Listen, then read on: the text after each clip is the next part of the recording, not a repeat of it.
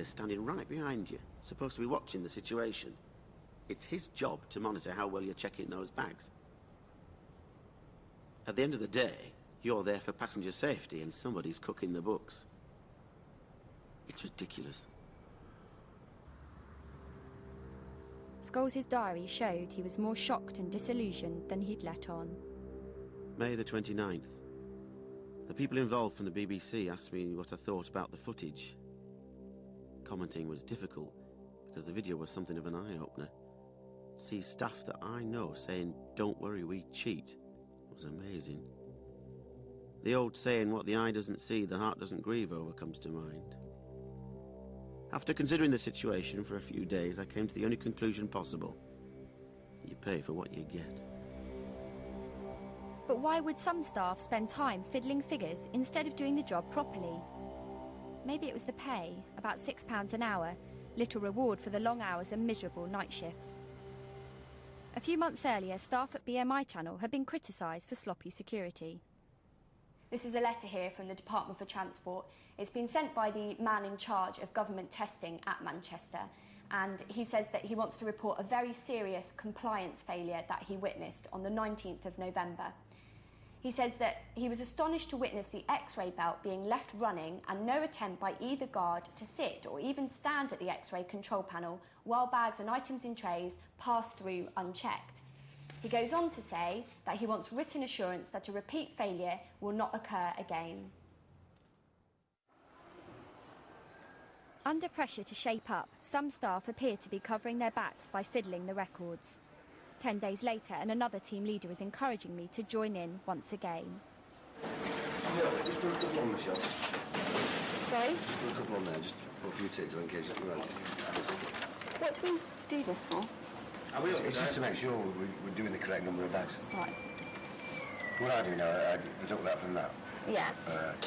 Then divide it by 4. To see how many bags we're doing. Well, we'd actually down, but it's chemical, so we check if we don't, then kick your ass. Don't forget them 3 we've done on the next one for 3 o'clock. Yeah. Just put that 5 on there now to fill up. Someone's gone through on. Okay. And it's okay to do that, yeah? Hey, Yeah, just between yourself. Altogether, I would witness form fiddling of this kind on 7 different days. And poor bag searching wasn't confined to this part of the airport. Inevitably, it became the subject of many of my video diaries. Yesterday, I was down in the transfer lounge, 106 passengers passed through, I was on the frisk, and I didn't see one bag out of 106 being randomly searched. Scattered 1,100, scattered 1,700, Pakistan International Airlines, or PIA, is one of Manchester's most important customers, using the airport as its UK hub. It's June the 11th, and 3 plane loads of PIA passengers are about to descend on the transfer lounge. My training's taught me that checking here is crucial, as we cannot always trust security checks made in other countries. Things don't get off to a promising start. There's a vital piece of equipment missing. That's not very useful. So not one down, shouldn't we get one? No one's got a handheld metal detector. So we don't have a handheld? Handheld? No, we don't have one. I think someone should get one. Without this equipment, the staff cannot properly search the passengers. As other people stand by, it's down to me to get one. The bags need to be searched too, but in this area, only 1 in 20 has to be done at random.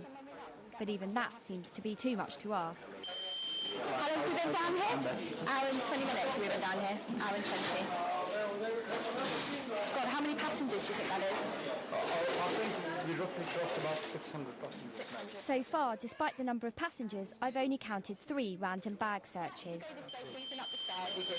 Yeah, just come back. 1,000 passengers. My supervisor appears pleased that my colleagues and I have processed so many passengers so quickly. He might not have been if he'd known what I'd just seen. Just been told by a team leader that 1,000 passengers came through on the PIA. 1,000. I saw 3. Bag searches. 3 random bag searches, and one of those I did, and I wasn't even on bag search. Nevertheless, passengers are cleared to fly on to the US and beyond. 210 knots, please. That's it.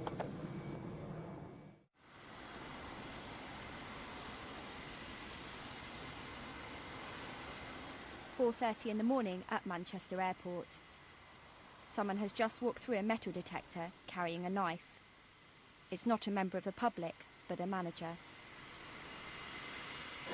Really shocked by something I witnessed this morning at about 4:30.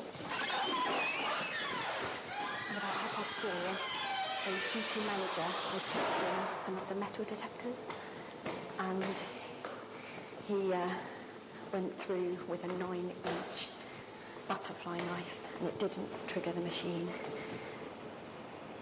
The manager and the supervisor are desperately trying to work out what is wrong, passing the knife back and forth through the arch. But the knife only triggers the alarm when it is brushed against the side. The men need to sort this out before the passengers turn up. What's going on? When it's hidden, it doesn't go off. It's not very useful. People aren't going to carry weapons through in their hands, are they? I'm really concerned about that. Should I be or not? What? Well, he's got a great big metal knife and it's not turning it off. That's why they closed it down to reset the sensitivity on it. But that is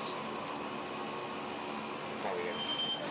Things are about to get worse. The passengers need to catch their planes. This is the only other metal detector in the area, but it is also on the blink. It's not always spotting the large scissors in the supervisor's waistband.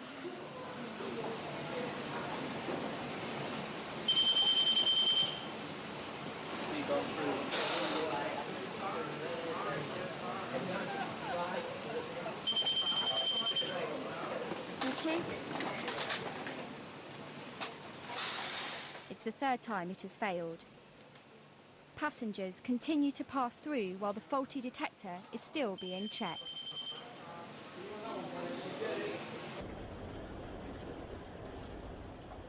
In fact, my daily task of sneaking my cameras through is made a lot easier because I found slack procedures at the staff search points.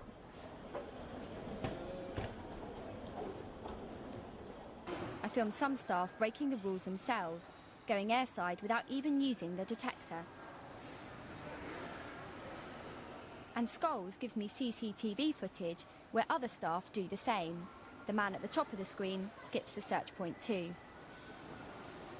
And this team leader in the white shirt should know better. And who cares what the cleaner may have carried through in this rubbish bag?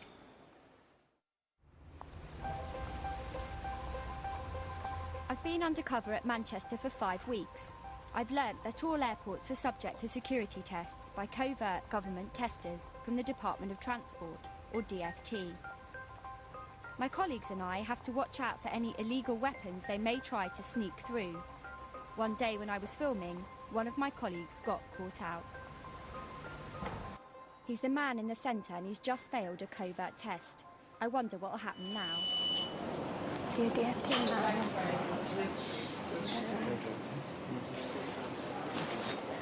What happens now? It's the element of surprise that makes these tests effective. So it's a big shock when the same team leader tips me off about another covert tester. It's a male covert, yeah. Stop the fella. But there could be a woman about, so just be aware, okay? And then she spreads the word on her mobile phone. Male. Stop your build. I don't know, darling, but it's on his ankle anyway. I don't know if you could hear that, but basically, that was the team leader telling everyone to look out for covert that just got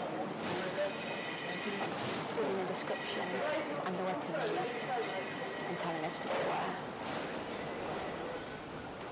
Another day and a team leader has just briefed my colleague about another covert tester. Don't know what colour her hair is, but we're looking sort of late 30s, early 40s.